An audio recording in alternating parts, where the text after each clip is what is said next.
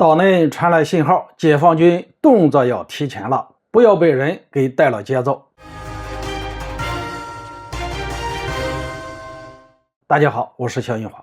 台军开始预警，称解放军将在今年要有动作。这里提醒大家，不要被人带了节奏。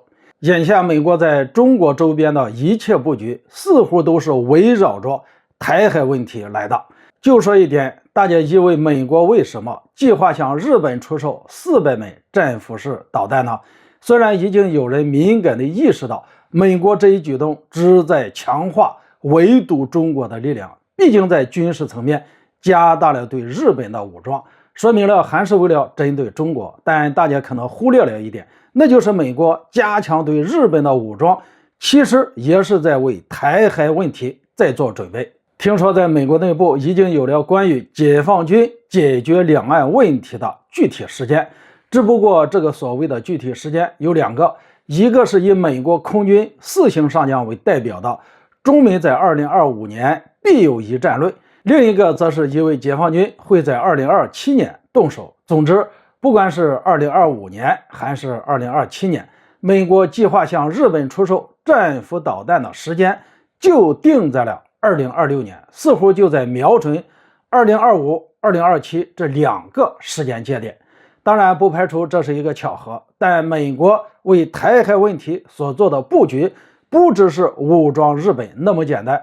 一方面，美国政坛正冒着彻底激怒中国的风险，也要将台湾问题国际化，公然否认台湾问题是中国的内政。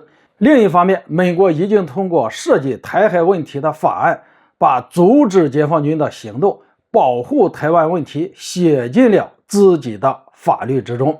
于是看到这里，外界都在建议称，解放军应该趁早动手，不能等到美国做好了准备再想着来解决问题。所以台军也开始预警，传来信号称解放军的动作可能要提前。那么提前到什么时候呢？不是美国内部说的2025年，更不是2027年，而是在今年就有可能采取行动。据悉，在岛内发出预警信号的是台军的总教头，也就是台当局防务部门负责人邱国正。他认为台当局必须警惕解放军突然闯入，还声称解放军采取动作的态势比以往更强烈，言下之意就是说今年会动手。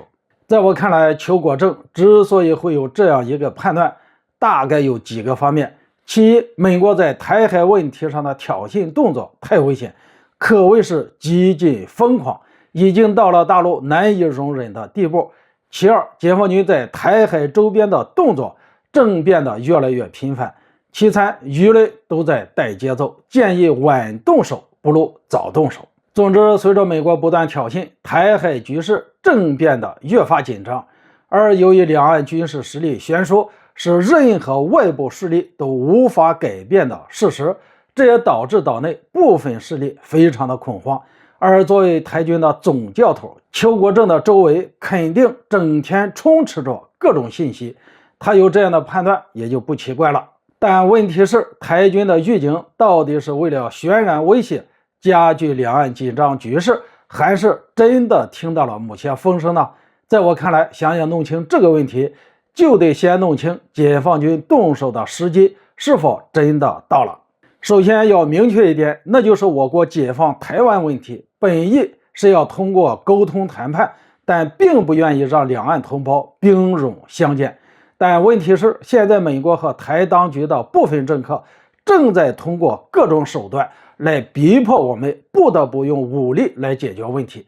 在我看来，不到万不得已，解放军就不会贸然采取行动，所以没有什么动手时机到没到这一说。不管什么人预测解放军何时动手，不过都是在带节奏，加剧紧张局势而已。所以我们不要被任何人给带了节奏。